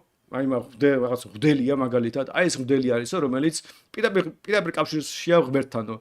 მე ღდელი გამოვა იტყვის რომ ღმერთმა მითხრა რომ ეს ტიპი უნდა იყოს მეფეო. და ოკეი. მე ვარ მეფე. ეს არის სტანდარტული მართლობითი სტრუქტურა, რომელიც ისტორიულად იყო ჩამოყალიბებული, ზოგი მეფე ან იმპერატორი ან ფარაონი შეიძლება პირდაპირ ღმერთადაც კი ყოფილიყო გამოცხადებული, რომ ეთქვა მე ვარ თქვენი ღმერთი, მე მოგეცი წესები, მე რაღაცა მე თუ მომინდა წამოვაწვიმა, მე თუ მომინდა რაღაც იქნება კარგი მოსავალი, ეს ერთი ვერსია იყო, ან მეორე აი ეს ღმერთია, რომელიც როცა კარგად ლოცლოთ გამოგვიგზავნეს წვიმას ან კარგ მოსავალს და ამ ღმერთმა აგერ ამ კაცის მეშვეობით გითხრათ თქვენ შეგატყობინათ რომ მე ვარ მეფე. ამიტომ დამემორჩილებთ. ეს არის სტანდარტული ამბავი. კი, რა თქმა უნდა, შეიძლება ადამიანს ეკითხა, იცი რა და რატომ, საიდან გაიგეთო რომ ღმერთმაო ეს კაციო დანიშნაო? ეს კითხვა რომ ვიღაცას დაესვა, აღარ იქნებოდა მეფე. წამოვიგინეთ, რაღაც რიტუალია, მივიდა მღვდელი რაღაც აწია, დაწია, ბახ, ეს მეფე არის. რო კითხო რატომ? აი არ ვიციო რა ვიცი აბა მე ასე გზნობო მე მეფემო მისტიურად გადმოცავ ჩემში მე გზნობო ღმერთმა ვასე და მე გზნობო რომ ეს მეფე არისო აი ამ რიტუალებს რო ჩაატარებო კარგადო რა ამას აწევდა იქ ბოლი გამოვა იქ რაღაც რკინა წყალში ასე ისე და მეფე არისო რა და შენ რატომო და ეს თუ კითხვა რატომ დავსვი შო დამთავრდა არანაირი მეფე იქ არ ჩდება იმიტომ რომ ბუნებრივად ვერ დაგიმტკიცებს კაცო რომ ის ღმერთთან პირდაპირ კავშირშია და ამიტომ ეს კითხვა რომ დაუსვა და რომ გაუმეორო სიამოვნებაში ერთადერთი გზა რჩება მოკლას ან გაგრიყოს საზოგადოებიდან თორე იერარქია ჩამოიშლება ანუ რო აღმოჩნდეს რომ ბევრი ადამიანია ჩვენ შორის ვინც კითხვას ვავს რატომ იერარქია არ იქნება მდგრადი ჩვენი ვირთხების ექსპერიმენტს რომ დაუბრუნდეთ ის ვირთხები რომ გაერთიანებულიყვნენ ვისაც აჩმორებენ ისინი ხო ამ დამჩმორებელს ხო დაამარცხებდნენ მაგრამ იმ ვირთხებმა ხო არ დასვეს კითხვა რატომ შენ ვინ ხარო საერთოდო აი ჩვენ აქ სამნი ვართო შენ თქვენ ორნი ჩვენ გცემთო მოდით ახლა ჩვენ სამნი შენ გცემთო ნუ აი ვირთხებს ეს არ შეუძლიათ ლაპარაკი რა ჩვენ ხო შეგვიძლია ჩვენ რო კითხვა დავსვათ აი შენ ვინ ხარ რატომ გემორჩილებიო რა პასუხი იქნება დავსვათ მარტივი კითხვა რატო ვემორჩილებით პირობითად კობახიძეს ამ პოლიციას აი წამო ხალხი შეიკრიბა აი მაგალითად ავიღოთ ქართლის ოცნების მთავრობა თუნდაც ქართლის ხარდამჭერები შეიკრიბნენ და ეს ვახშამი აქვს საზეიმო რაღაცა ზეიმობენ რა ვიცი სავიზო რეჟიმის გაუქმებას თავისუფლად უვიზო რეჟიმის გაუქმებას ზეიმობენ ევროპასთან აი თლად დაგვერხაო ხო და ერთ-ერთმა ადამიანმა რო კითხოს ბატონო ირაკლი თქვენ რატომ გემორჩილებითო რატომ დაალაგდა ასე ოხ რა გითხრაო გიორგიო იტყვის ირაკლი ჯერ ხო იცი ბატონი ბიძინაო ხალხს ჯერა რომ ბატონი ბიძინა ძალიან ახლოს არის ღმერთთან რასაც და ჯერათო ამისი აგერ სხვადასხვა ხალხიო ვინც ღმერთთან ახლოს არისო ისინიც ამბობენო რომ კარგი კაცი არისო ხალხს ამის ჯერათ მე ეს ბატონო ბიძინა თქვა რომ აგერ ირაკლი კობახიძე ანუ მე ვიქნები თქვენი მართველიო მერეო მერე ჩავატარეთ ასეთი ამბავიო რაღაც ქაღალდები დავარიგეთო ყველა ფლომასტერი ქონდა და გააფერადაო რაღაცები ჩავყარეთ ყურჩიო მე გადავთვალეთო მე ნახეთ აი რიცხვი დადგაო ამიტომ გემორჩილებით ამიტომაც უნდა დამემორჩილო ამიტომ ფული უნდა გადამიხადო ამიტომ უნდა სადღეძელოები თქვაო ამიტომ უნდა დაждდე და მაქო რომ მე ვარ ამ ქვეყნის ხერხემალი რა თქმა უნდა ის დიდი კაცი თლად ის თლად რაღაც დიდი კაცია მაგრამ ზოგადად იმიტომ მემორჩილებიო რომ ხალხმა ქაღალდები გააფერადა და ნუ აი ასეო რა ჯერავ რა ხალხს ამის ეს რო თქვა კობახიძე ხო არ უნდა დაემორჩილება მაგრამ ხო ამიტომ მემორჩილებიან ანუ ხუდებით ადამიანებს ჯერათ რომ რაღაც ქაღალდები რო გააფერადო ამის გამო ვიღაცა უნდა ემორჩილებოდეს ჩვენ მივალთ აქამდე როგორ ასეთი უსტაური წვენა საიდან ჩამოყალიბდა ადრე ხალხს ღმერთის მანაჯეროდათ ანუ იქ სადღაც ღმერთი არის ცუდად უმექცევი რაღაცა მოკლავს ელვა ჭექაქუხიშლი რაღაცა ტკიცებულებები ქონდათ თვეში 1-2 ღმერთის არსებობის ეშინოდათ მე იჭდებოდა ტიპი ამოდარ მე ამ ღმერთთან ურთიერთობა მაქვსო და თუ არა დაგსჭირთო და ამიტომ ეს უნდა იყოს მართლიო გასაგები იყო და ესე იგი სინამდვილეში რა გამოვიდა რომ ეხლა უბრალოდ არც ღმერთიო არც არაფერი უბრალოდ ქაღალდი გააფირა და ემორჩილებიო მაგრამ აი ეს როგორ მივედით ამ უსნაურ სტრუქტურამდე ჩვენ რა თქმა უნდა ამას გავარჩევთ მაგრამ ფაქტად ხო ასეა და ამიტომ ადამიანებმა რომ ბევრმა ადამიანმა რომ დასვას კითხვა რატომ გემორჩილებიო იერარქია არ იარსებებს ხო და აქ უკვე საკითხი მხოლოდ იმაშია ცოტა ადამიანი სვავს ბევრი ადამიანი სვავს თუ რამდენი ადამიანი სვავს ამ კითხვას თუ ერთმა დასვა ეს კითხვა იმას გარიყავენ ამ შემთხვევაში მის ხმას ჩაახშობენ თუ ძალიან ბევრმა დასვა ეს კითხვა იერარქია ჩამოიშლება და ამ ორ შორის უპირველეს შემთხვევაში არის სიტუაცია როცა ცოტამ დასვა ეს კითხვა დაინახა რა ხდება სხვები ხედავს რომ სხვები არაფერს არ აკეთებენ ემორჩილებიან ბრმად და აი ეს ვინც ცოტამ თუ დასვა მაგრამ საკმაოდ დიდმა რაოდენობამ ესენი არიან აი ეს დამოუკიდებელი ვირთხები ანუ ის დამოუკიდებელი საზოგადოების წევრები რომელიც არც სხვას აჩმორებენ და არც თვითონ ხდებიან სხვების მონები ეს არის იდეა და რომ შეხედოთ ასე საზოგადოებებს აი საზოგადოების შეიძლება დაახლოებით დაყოთ ასე რომ რა არის ალბათობა იმის რომ ადამიანი დასვავს ამ კითხვას და გადარჩება ტირანიულ საზოგადოებაში როცა დასვავ ამ კითხვას მოკლავენ ჩილოთ კორეაში რომ გამოვიდეს ვიღაცა და უთხრას რა არის ეს კიმჩენინს რატომ ემორჩილებიო ვინ ხარო შენო იმას კლავენ საბჭოთა კავშირში გამოსულიყავი და გეკითხვა ეს სტალინიო ვინ არის ვაფშე რატომ დამემორჩილებოდიო რა ხარ რა ადამიანი ხარო იმას კლავდნენ მაგრამ რო გამოდიხარ ამერიკაში და ამბობ ეს ტრამპი ვინ არისო და მაგის დედაცო რო ეუბნები რავი ვიღაცას გიპასუხებს შენი დედაცო ასე ისო რაღაცა მაგრამ არ კლავენ რა და მოძრაო თავისი მე კამალა ჰარისი მიყვარს ეუბნები მაგალითად ან პირიქით ამიტომ საზოგადოებები საბოლოო ჯამში იყოფა იმის მიხედვით თუ რამდენად დაცულია ის ადამიანი რომელიც უბრალოდ კითხვას დასვა და თუ კითხვა დასვი შენ უკვე ხდები რომ აღარ უნდა ემორჩილებოდი არ არსებობს არანაირი აბსოლუტურად არანაირი შესაძლებლობა და საფუძველი იმის რომ ემორჩილებოდე ვიღაცას თუ გესმის რაშია საქმე უბრალოდ ყველას ეს არ აქვს ეს უნარი და ვერც ექნება რომ ბუნებრივად არ არის ამის გემძლეკილი უბრალოდ ჩვენი კაცობრიობა როგორც არის მოწყობილი ვერ იარსებებდა რომ ყველა ადამიანს ჰქონდეს უნარი დასვას კითხვა შენ ვინახარო საერთოდ ზოგ შემთხვევაში ჩვენ ამას ვაკეთებთ ხოლმე როცა რევოლუციები ხდება აი ზოგ შემთხვევაში ბევრმა ადამიანმა დასვას კაცო ეს ვინ არის რაღაც არ გავსო ეს რომ ღმერთმა დაგვინიშნაო მაგრამ და მე ხოპ და ირჩევს ვიღაც ის ვის ღმერთმა დანიშნა მაგრამ ვიღაც ადამიანები ყოველთვის მოიძებნება ვინც დასვა ამ კითხვას შენ ვიხარ ამიტომ რაღაც ეტაპზე ამ ადამიანს გარიყავენ და მოკლავენ მაგრამ რაღაც განვითარების ეტაპზე ამ ადამიანებს უშდებათ შანსი რომ გადარჩნენ და ეს არის მთელი ამბავი ამ მთელი საზოგადოება მხოლოდ და მხოლოდ ამით შეიძლება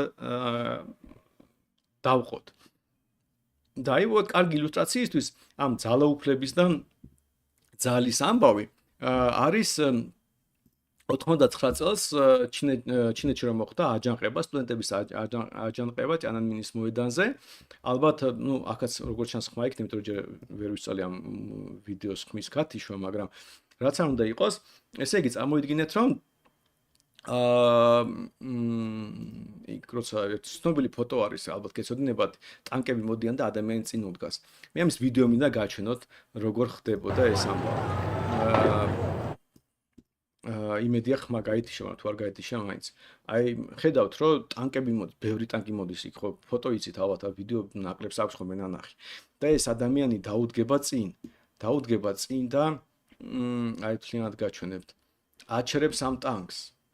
ეს არის ილუსტრაცია, როცა ტანკს, რა თქმა უნდა, უპირატესობა აქვს ძალაში. რა თქმა უნდა, მას შეიძლება გაჭყლიტოს ეს ადამიანი. მთავრობას შეუძლია რაც უნდა ის უქნას ამ ადამიანს. მაგრამ ამ ადამიანზე, ამ მთავრობას არ აქვს ძალაუფლება.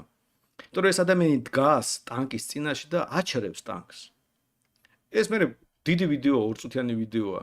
ტანკის ცდილობს ხო ხედავთ ხა ხო? მოუაროს ის წინ უდგება, მე ეს აძვრება ტანკზე, ეცოდა გადავახვევ, დაუწყებს იქ ჩხუბს. ბოლოს ახლა გასაგები ადამიანი რა უნდა ქნას, ვერ მოერევა ამ ფიზიკურად, მაგრამ უბრალოდ აი ყვირის ეს ვიდეო, რომ ჩინეთის მთავრობას ამ ადამიანზე არ აქვს ძალაუფლება. სიამოვნებაში მოედანზე მაშინ შეიკრიბება ბევრი ასეთი ადამიანი, ვისაც არ ქონდა ძალაუფლება, რომელზეც ჩინეთის მთავრობას არ ქონდა ეს ძალაუფლება. მაგრამ ეს ხალხი უმეტესად დაიხოცება. ამ ადამიანებს, არ ვიცი ნანახი აქვს თუ არა, საბოლოოში მთავრდება ეს ამბავი, აგერას ფოტოზეა, ეს დახოცილი სტუდენტები, რომლებიც მთავრობამ 99 წელს დახოცა. იმიტომ რომ ამ სტუდენტებზე არ ქონდა ჩინეთის მთავრობას ძალაუფლება, მაგრამ ქონდა დიდი უპირატესობა ძალაში. აი ეს ამბავია. და ამიტომ ძალა და ძალაუფლება ერთი და იგივე არის. ძალა გჭირდება მაშინ, როცა ძალაუფლება აღარ გაქვს. ან მის მოედანზე სტუდენტები დახოცეს, ან ძალა გამოიყენეს, იმიტომ რომ ჩინეთის მთავრობას მასზე არ ქონდა ძალაუფლება.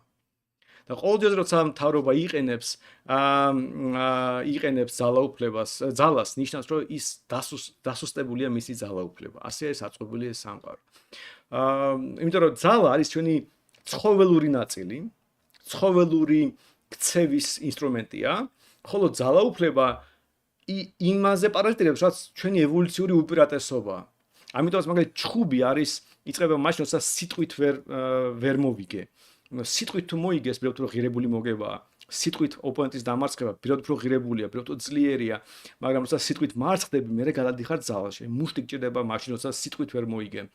აქაც იგივეა, ძალა პოლიტიკაში გჭირდება მაშინ, როცა პოლიტიკურად ანუ სიტყვით დამარცხდი. ამიტომ ძალაუფლება ძალის საწინააღმდეგო ამბავია. და ეს რომ ძალაუფლება თავის მხრივ დგას რელიგიაზე არის აი სადაც არ უნდა გაიხედოთ გამოიხედოთ. ჩრდილოეთ კორეაშიც როცა წინა კიმი მოკვდა, ანუ კიმ ჩენ ინის მამა რომ მოკვდა, იქ დათვები ტიროდნენ, ჩიტები რაღაც არ დაფრინავდნენ, ცისარტყელა უკვე აღარ ჩანდა და ასე შემდეგ და შემდეგ. იქაც კი რაღაც რელიგიური ელემენტები აქვთ. იქაც კი აღმერთებენ იმ კიმ ჩენ ინს და ასე შემდეგ, იმიტომ რომ საბოლოო ჯამში ადამიანი არ ემორჩილება, ანუ ადამიანი უბრალოდ აზროვნებდეს, ის არასდროს არ დაემორჩილება პოლიტიკურ ხელმძღვანელობას. ადამიანს რომ მიხვიდე და უთხრა რომ იცი რა, მოდი რამე ვერსაც შევთანხმდეთო რა რამეზეო. გეტყვის კი ბატონო, ხო და მოდი მე შენი მართველი ვიქნებიო და რატომ? აი მე ხა რაღაც ქაღალდებს გავაფერადებ, ჩემებურად და მე ვიქნები მართველიო. აი ხო ადამიანი სრულიად გონებას უსტი უნდა იყოს ამაზე რომ დათანხმდეს. ამიტომ უბრალო ლაპარაკით არგუმენტით მართლობის სტრუქტურა არ აეწყობა. მაგრამ თუ მოვა და იტყვის რომ იცი რა, ისა ღმერთიო ასე ისეო, ღმერთიო, მაშინ ასეო ქაღალდებიო, გაფერადებაო და ასე. ნუ კი ბატონო, ნაღდად ასე არ კი ნაღდა, აი ნახე, ღმერთთან ვის არის ურთიერთობაში, კარგ ურთიერთობაში, ყველა ამას მინდასტურებს რომ ის ქაღალდები გაფერადება, ნაღდად ასე არის. ღმერთის ნება ჩათვალეო. ნუ მაშინ ოკეიო, მართული ხარ. ასე ეს აწყობილი და ამიტომ საბოლოო ჯამში ყველა მართლობითი სტრუქტურა, ყველა პოლიტიკური ასე ვთქვათ, სტრუქტურები, რომელიც ყველა საზოგადოებაში არსებობს, რაღაც ფუნდამენტში დგას ადამიანის წმენაში, ღმერთზე, რაღაც ტიპის რელიგიაზე. ეს შეიძლება იყოს სტანდარტული ქრისტიანობა მაგალითად, ან ძალიან სპეციფიკური რწმენა, ეს უკვე ტექნიკის საკითხია, მაგრამ საბოლოო ჯამში ეს მაინც რელიგიაა და ბოლო ილუსტრაცია და ამით დავასრულებ, ეს არის ჩემი ყველაზე საყვარელი ციტატა და ზოგადად მარტინ ლუთერ კინგი ალბათ იყო ყველაზე მაგარი პოლიტიკოსი ზოგადად, აი რაც ვინმე რომ გკითხოთ ვინ იყო ყველაზე მაგარი მეთქი, ალბათ მარტინ ლუთერ კინგს, იმიტომ რომ აი ციტატა კარგი ილუსტრაცია ამის, ზოგადად ბევრი კარგი გამოსვლა აქვს მას, მაგრამ წარმოიდგინეთ რომ ესაც გაფიცვაზეა და თავის პოლიტიკური პოზიციას აყალიბებს და როგორ ყალიბდება ეს პოლიტიკური პოზიცია. მარტინ ლუთერ კინგი ამბობს რომ ესე იგი ჩვენ მართლები ვართ, მაგრამ ჩვენ თუ არ ვართ მართლები, ესე იგი ჩვენი უზენაესი სასამართლო ცდებაო და თუ ჩვენ არ მართლები, კონსტიტუცია არ არის სწორიო. ანუ ჯერ ძალიან სამართლებრივი ლოგიკა, ხო? ანუ კანონებს ეყრდნობა, მაგრამ რაზე დგას უზენაეს სასამართლო დგას კონსტიტუცია და კონსტიტუცია რაზე დგას? რომ ჩვენ თუ ვწდებითო ყოველი შემძლე ღმერთიც კი ცდებოდაო. იმიტომ რომ კონსტიტუცია ხო ღმერთზე დგას, ანუ ღმერთის წამთ ამერიკელებს ამაზე ააწყეს თავიანთი წესრიგი. ხო და თუ ჩვენ ვწდებითო, ესე იგი იესო იყო უტოპისტიო.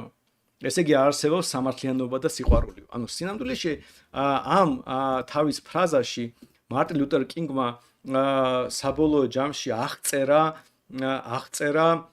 ის თუ როგორ ყალიბდება ძალაუფლება. ის ამბობს რომ მე იმიტომ ვარ თქვენი პოლიტიკური ლიდერი, რომ მე ამის მწამს, რომ ეს არის სწორი და მწამს, იმიტომ რომ მე მწამს ღმერთის, რომელიც ჩვენ საერთოდ თქვენ მწამს ღმერთის, მე მწამს ღმერთის. ღმერთმა თქვა ასე. ანუ მე რასაც ვქადაგებ, ის არის სწორი ღმერთის პოზიციიდან და ამიტომ თქვენ უნდა დამიჭროთ ხარიო.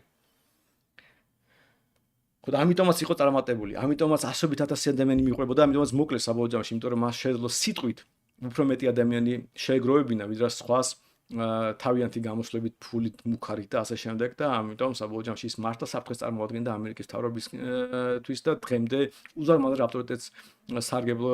ავტორიტეტით სარგებლობს ამერიკულ საზოგადოებაში, მაგრამ მისი გამოსვლების ზოგადმა სტრუქტურა არგუმენტის იყო, აი უბრალოდ ეტალონური იყო, აი ამ ძალაუფლებისა და რელიგიის, ასე ვთქვათ, კონცეფციით, რასაც მე საყვები. მაგრამ სხვა მხრივ რო შეხედოთ, ყველა იგივეს აკეთებს. ჩვენი საპატრიარქო ხო სულ საბოლოო ჯამში ამყარებდა მართველ გუნდს. მართველი რა ყველა ჩვენი პრემიერ-მინისტრი მიდის პატრიარქთან და აი ამდენ მეც აი ღმერთთან ურთიერთობა რაღაცა მეც ასე ვარ, იმიტომ რომ მე რო ღმერთთან ცუდი ურთიერთობა მქონდეს ეს ხალხი ხომ ხარს არ დამიჯერდა.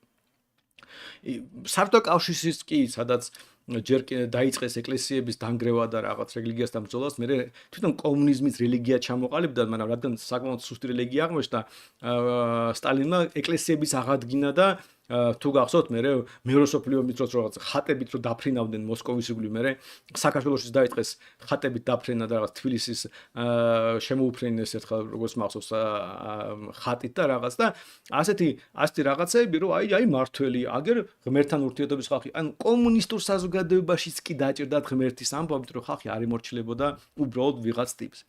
ამიტომ საბოლოო ჯამში რო შევაჯამოთ, წამოიგინეთ რომ მორალი და პოლიტიკა ორივე დგას ძალიან მნიშვნელოვან ევოლუციურ უპირატესობას, რომელიც ჩვენ გვაქვს. ჩვენ რაღაც ისეთი უცნაური თვისება გამოვიმუშავეთ, რომლის მეშვეობით ჩვენ ვაჯობეთ ყველა ცოცხალ ორგანიზმის სამყაროში. ვართ აბსოლუტურად დომინანტი სახეობა ამ პლანეტაზე. მაგრამ იგივე თვისება, რომელსაც მოხდა შეიძლება ეს წესები გადაგვერჩია და აგვერჩია ისეთი წესები, რომელიც მილიონობით თაობამ თუ ადამიანმა გამოსცადა პრაქტიკაში და დაადასტურა რომ სწორია, ამავე თვისებამ გააჩინა შესაძლებლობა რომ ჯგუფის შიგნით ვიღაცა მოიპოვოს ძალაუფლება, ანუ უპირატესობა სხვა ჯგუფის წევრების მიმართ. ამას ვიძახით ძალაუფლებას და ძალაუფლება და მორალი მიუხედავად იმისა, რომ ერთი წყაროდან მოდის, ურთიერთსაწინააღმდეგოა, იმიტომ რომ ფაქტობრივად აიძულებს ადამიანებს გააკეთოს ის, რაც მორალს ეწინააღმდეგება. ასეთი ამბავია, ამიტომ წამოიგინეთ, რომ წყარო ერთი, ეს წყარო ძალიან მნიშვნელოვანია, ამის გამო ჩვენ ძალიან წარმატებული სახეობა ვართ. მეორე მხრივ ეს წყარო ძალიან ბუნებრივია და ჩვენ ბუნებრივ ინსტინქტებზე დგას, მაგრამ ერთი ნაწილი ამის ძალიან დიდ უპირატესობას გვაძლევს და ჩვენ ვითარდებით და წინ მივდივართ და მეორე პირიქით არ ღვევს ამას ებრძვის რაღაცნაირად, მაგრამ თან მიზნად ისახავს, რომ არა ჯგუფის წარმატებას, ასე ვთქვათ, მიაჭრეს უპირატესობა, არამედ ცალკეული წევრის ამ ჯგუფში. როგორც ჩრდილოეთ კორეა არის წარმატებული ქვეყანა, მაგრამ კიმ ჩენ ინი ძალიან წარმატებულია და რამდენი ქალი შეიძლება მომდება, იმდენი შეიძლება ყავდეს ჩინის საზოგადოებაში და უამრავი ბავშვი გააჩინოს. მე არ ვიცი მისი სექსუალური ენერგია როგორია, მაგრამ მინიმუმ ეს რო შეუძლია ნაღდად ვიცით. ამიტომ ფაქტობრივად ეს ძალაუფლება ანაცვლებს ანაცვლებს ამ რაღაც გამრავლების რაღაც ინსტინქტს ან ეხმარება მას. ასეთი ამბავი. და აი ამაზე გვექნება ეს სეზონი. სიამოვნებაში ჩვენი ეს სეზონი იქნება დეტალური გარჩევა როგორ ყალიბდებოდა ეს ძალაუფლების სხვა სტრუქტურები, როგორ ყალიბდებოდა ის ჩვენ ვეძახით სახელმწიფოს. როგორ ყალიბდებოდა ამ სახელმწიფოს სხვა ელემენტები და ფაქტობრივად იმ რწმენაზე ვილაპარაკებთ, რომელიც ადამიანის თავშია, რომელიც არ აძლევს შესაძლებლობას ამ ადამიანებს დასვან კითხვა რატომ. იმიტომ რომ ძალიან ცოტა ადამიანი დასვავს კითხვას, შენ რატომ გემორჩილებიო ასეთ? შენ ვინ ხარ ასეთი? და მე მინდა რომ რაც უფრო მეტმა ადამიანმა დასვას ეს კითხვა. რომ ჩვენ ყველამ ერთად დავსვათ ეს კითხვა, შენ ვინ ხარ რატომ გემორჩილებიო? და ჩვენ თუ ბევრი ვიქნებით, ჩვენ ცხოვრებასაც შევსვით, იმიტომ რომ ჩვენ გავხდებით დამოუკიდებელი წევრები საზოგადოების, რომელსაც არც სხვები აჩმორებენ, არც ჩვენ ვერ ჩისხოებს. და მე ზოგადად ჩვენი საზოგადოება ჯამში იქნება უფრო წარმატებული სხვა საზოგადოებებთან შედარებით, იმიტომ რომ რაც უფრო მეტ ადამიანს ვინც ამ კითხვას დასვავს და გადარჩება, მით უფრო რაც უფრო მეტ ადამიანს აქვს შესაძლებლობა გადარჩეს ასეთ საზოგადოებაში. მთელი კაცობრიობის ისტორია და ამასაც მარტივი ახსნა აქვს, რომელსაც ჩვენ მომავალში გავარჩევთ. მთელი კაცობრიობის ისტორია გვეუბნება, რომ ასეთ საზოგადოება უფრო წარმატებული იქნება. ამიტომ ჩვენ თუ წარმატებულები ვიქნებით, ჩვენ თუ დასვათ კითხვას, შენ რატომ გემორჩილებიო და ჩვენ თუ ბევრი ვიქნებით, არა მარტო ჩვენ ვიქნებით წარმატებულები ამ საზოგადოებაში, არამედ ჩვენი საზოგადოება იქნება წარმატებული მთელ კაცობრიობის მასშტაბში.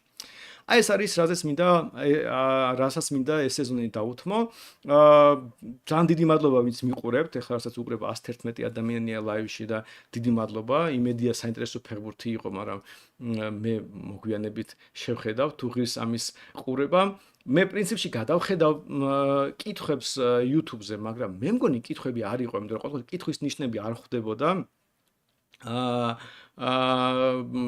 თვალში, მაგრამ თუ ასეთი კითხვები გაქვთ, შეგიძლიათ დასვათ და ვუპასუხო. პრინციპში იდეაში საათნახევარ 2 საათში მინდა ხოლმე ჩავეტიო და ამიტომ ვესწრები ხოლმე ასე დრო დავიტოვო. ნებისმიერ შემთხვევაში ხა გასაგები პირველი ჩვენი ლაივია, მაგრამ თუ კითხვები გაგიჟდათ მოგვიანებით, თქვენ შეგიძლიათ ეს კითხვები დასვათ კომენტარებში, მე უცხოდ წავიკითხავ კითხვებს, ან უშუალოდ შემდეგი ლაივის დროს. სხვა შორის 168 ლაიქია, უღრმესი მადლობა ხალხო. ძალიან მიხარია რომ თქვენ მოგეწონათ ჩემი ლაივი.